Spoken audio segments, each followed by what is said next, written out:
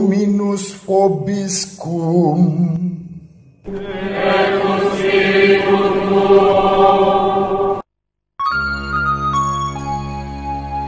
Sahabat peradaban kasih ekologis yang terkasih, selamat berjumpa dalam renungan harian bersama saya Romo Alois Budi Purnomo PR melalui channel ini. Semoga panjenengan selalu sehat, tetap semangat tanpa sambat, dan selalu bahagia, kebahagiaan yang bersumber dari Tuhan Allah kita. Mari kita awali perjumpaan kita dengan bersatu di dalam doa. Dalam nama Bapa dan Putera dan Roh Kudus. Amin. Allah Bapa yang Maha Baik, Engkau menyelamatkan kami melalui Yesus Kristus, Sang Adam baru, citra kebaikan hati-Mu. Maka utuslah Dia yang kedatangannya kami nanti-nantikan bersama seluruh ciptaan-Mu. Semoga Yesus Kristus, Putra Tunggal-Mu, sudi mengikut sertakan kami dalam kehidupan ilahinya, sebab Dialah yang hidup dan berkuasa bersama Dikau dalam persatuan Roh Kudus Allah yang Maha Esa, Tritunggal Maha Kudus, sepanjang segala masa. Amin. Dalam nama Bapa dan Putera dan Roh Kudus. Amin. Sahabat peradaban kasih ekologis yang terkasih, hari ini tanggal 17 Desember kita mulai membaca Kitab Kejadian bab 49 ayat 2 dilanjutkan ayat 8 sampai 10 sebagai bacaan yang pertama. Ketika mendekati ajalnya, Yakub memanggil anak-anaknya dan berkata, "Berhimpunlah kamu dan dengarlah, ya anak-anak Yakub. Dengarlah kepada Israel ayahmu.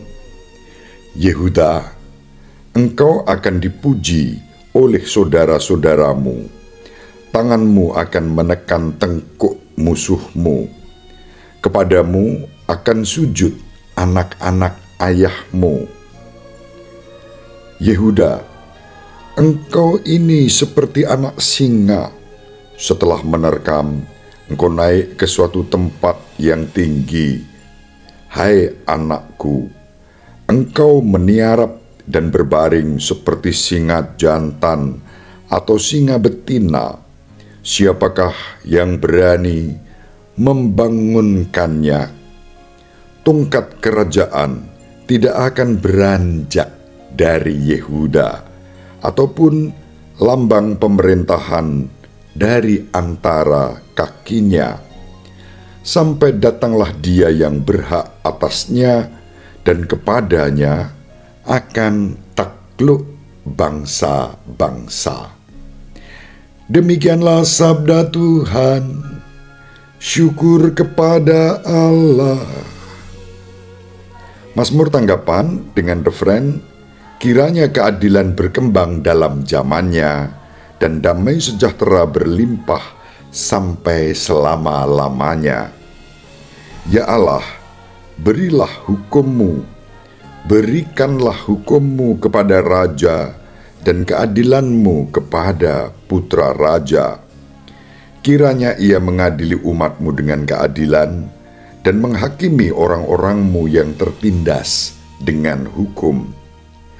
Kiranya gunung-gunung membawa damai sejahtera bagi bangsa, dan bukit-bukit membawa kebenaran.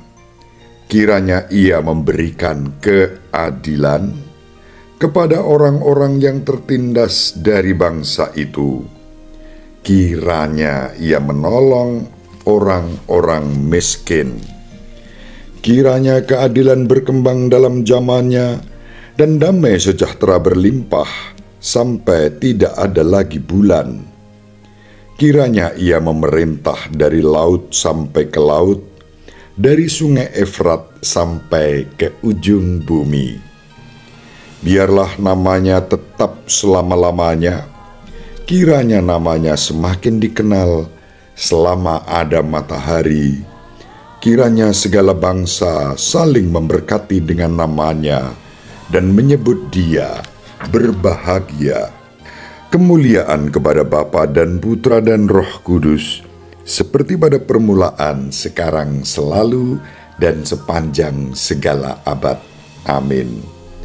Kiranya keadilan berkembang dalam zamannya, dan damai sejahtera berlimpah sampai selama-lamanya. Sahabat peradaban kasih ekologis yang terkasih, sekarang kita akan membaca Injil Matius bab 1 ayat 1 sampai 17. Inilah silsilah Yesus Kristus anak Daud, anak Abraham.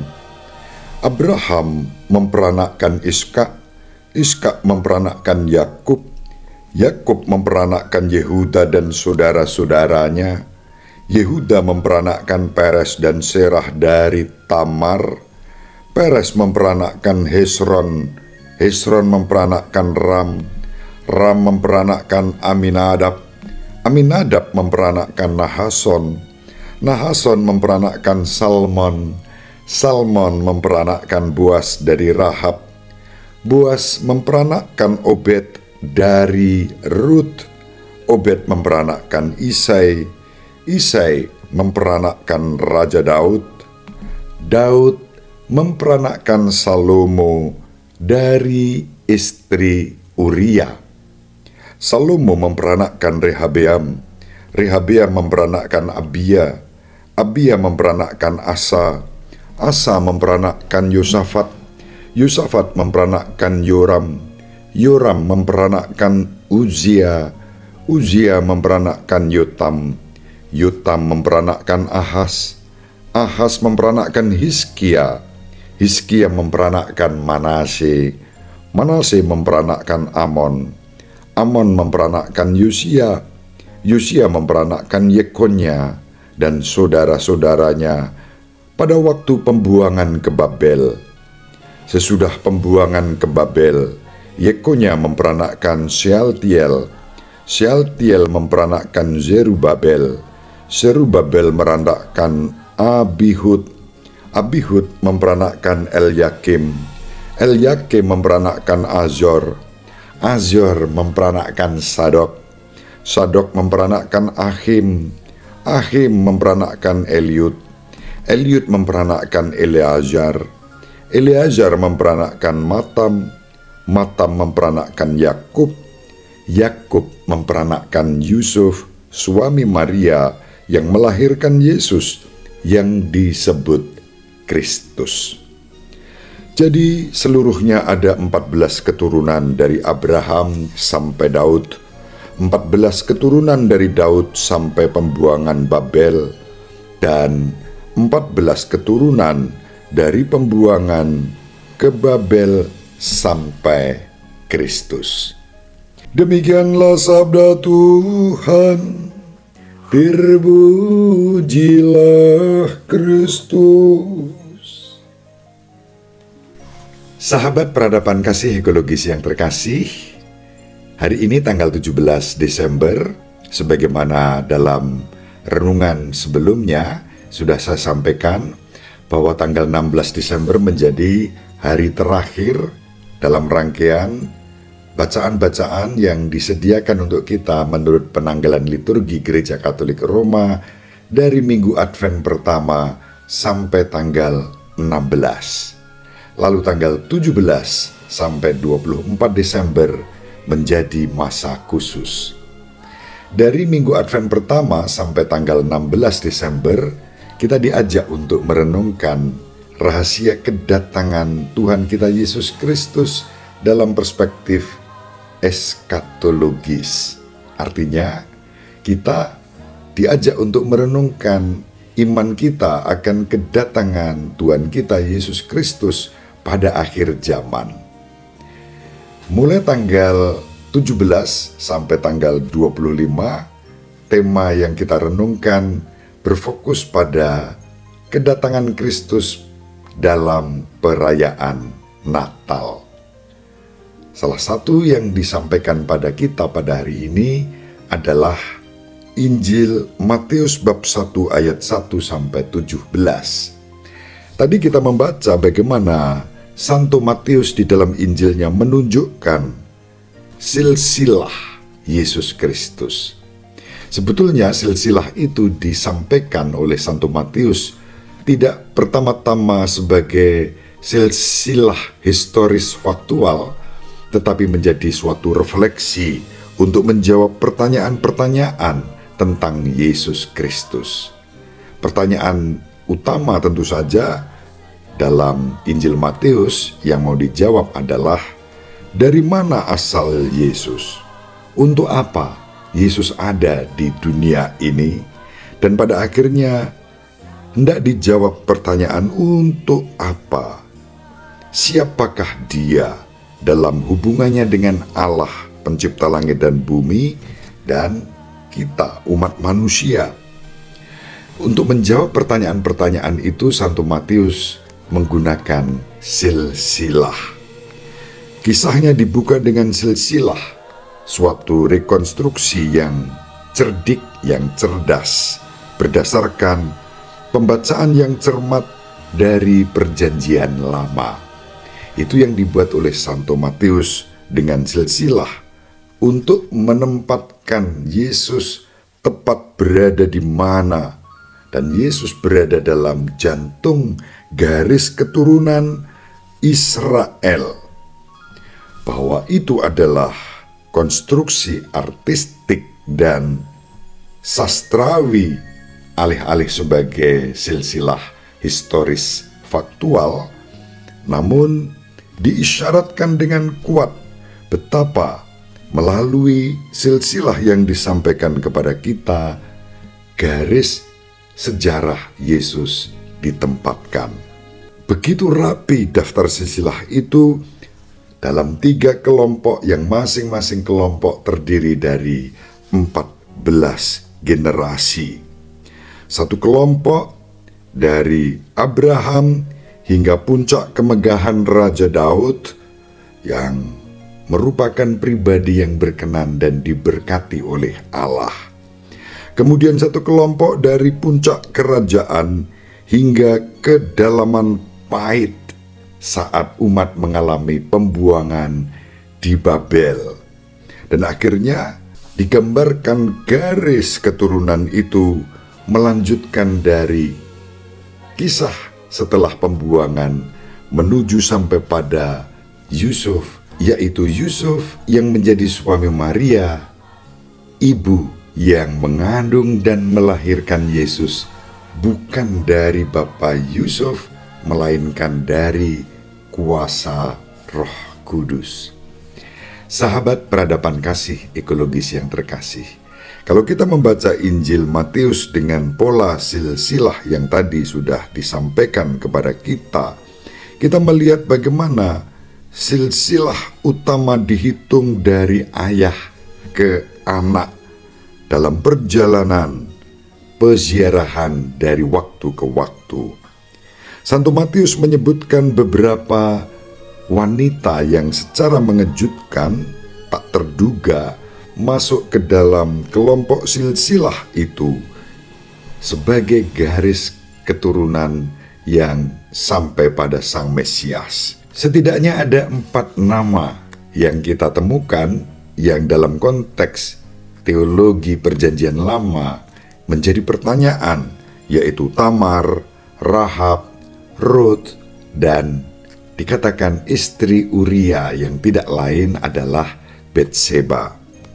Semua itu mempersiapkan kita, para pembaca Injil Matius, akan suatu kejutan di mana Yusuf sama sekali sebetulnya bukan ayah kandung Yesus.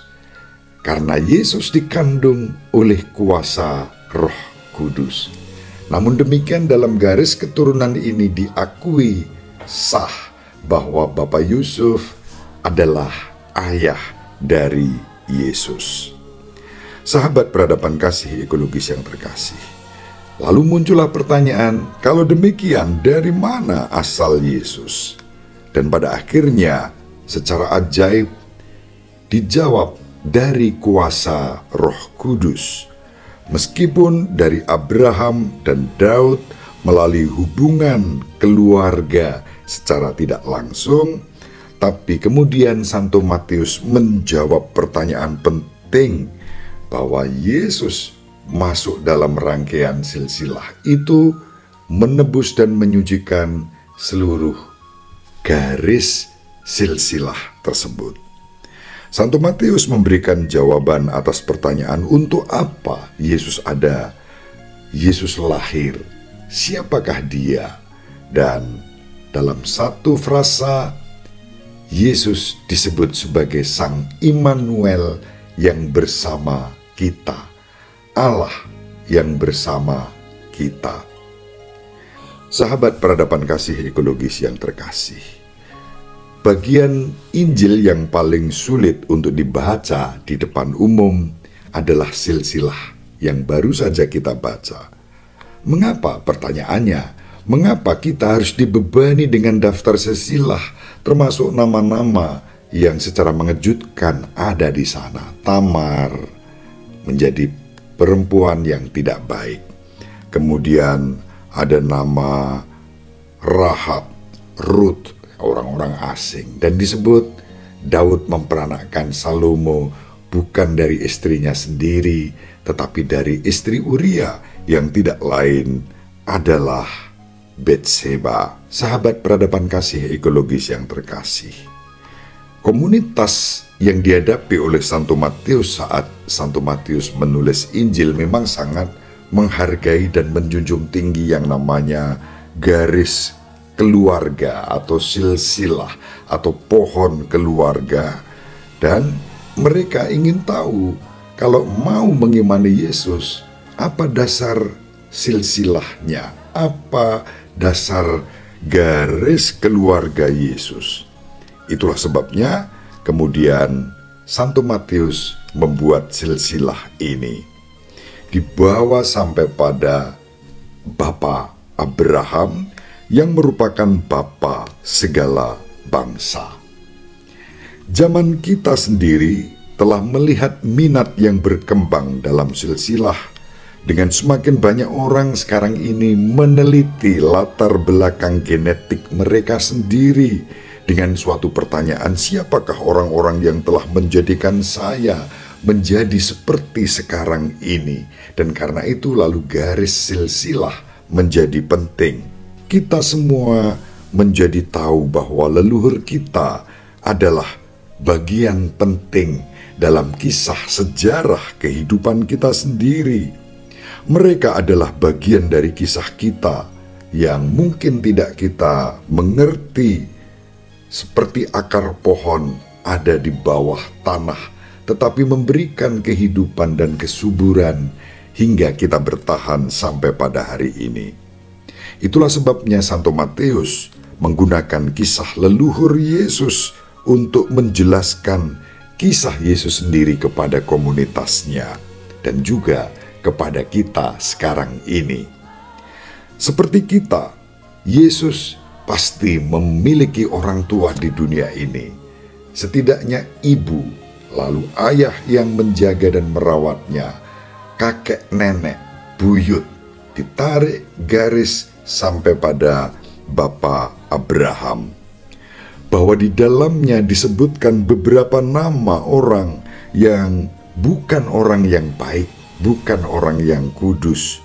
Semua corak sifat manusiawi itu bercampur di dalam silsilah itu untuk menunjukkan bagaimana karya Allah menyelamatkan semua orang tanpa diskriminasi menjadi penting saat kita membaca silsilah Yesus. Dari orang-orang yang sangat tidak sempurna itulah Allah menghadirkan Sang Juru Selamat, yaitu Tuhan kita Yesus Kristus di dunia ini. Itu berarti bahwa di tengah-tengah hal-hal yang kerap kali terasa begitu buruk dan tampaknya menjadi aib di dalam sejarah kehidupan kita, juga bahkan di dalam sejarah kehidupan gereja, namun yang terpenting adalah Allah berkarya untuk menyelamatkan kita. Skandal-skandal yang terjadi di dalam gereja misalnya tidak kemudian menghapus, mencoreng kehidupan kita Kendati itu menjadi bagian dari sejarah, tetapi tidak ditutup-tutupi, tidak dihapus, tidak ditipek, tidak dihilangkan, melainkan diterima dengan rendah hati dan penuh syukur bahwa Allah berkarya justru di dalam setiap kerapuhan, kelemahan, bahkan keberdosaan kita. Semua itu tidak menggoyahkan iman kita. Maka meskipun gereja Katolik misalnya dijelek-jelekkan oleh oknum tertentu yang tidak suka dengan gereja Katolik tetap dengan rendah hati menerima apapun yang terjadi sebagai karya Allah di dalam kehidupan kita. Intinya, kita diajak untuk percaya bahwa Allah yang hadir dalam Kristus sebagai Allah yang beserta kita selalu berkarya dalam karya yang terbaik, bahkan menggunakan hal-hal yang di luar dugaan kita, termasuk peristiwa-peristiwa yang tidak baik. Mari kita dengan penuh syukur mempersembahkan hidup kita kepada Tuhan, agar hidup kita dibentuk semakin siap merayakan Natal yang semakin dekat. Bersama Tuhan kita Yesus Kristus, selalu ada harapan baru untuk maju berkembang menjadi berkat bagi sesama dan bagi alam semesta. Terima kasih, semoga bermanfaat. Ibu Maria dan Bapak Yusuf selalu mendoakan kita. Semoga panjenengan semua sahabat peradaban kasih ekologis yang terkasih, bersama seluruh anggota keluarga dimanapun berada, dibimbing, dilindungi, dan diberkati oleh Allah yang Maha Kuasa, Bapa dan Putra dan Roh Kudus. Amin. Terima kasih, salam sehat, tetap semangat tanpa sambat, selalu bahagia, kebahagiaan yang bersumber dari Tuhan Allah kita. Salve, shalom, salam sejahtera, berkah dalam. Sahabat peradaban kasih yang terkasih, sampai jumpa pada episode berikutnya. Terima kasih atas kebersamaan kita. Salam peradaban kasih ekologis, berkah dalam.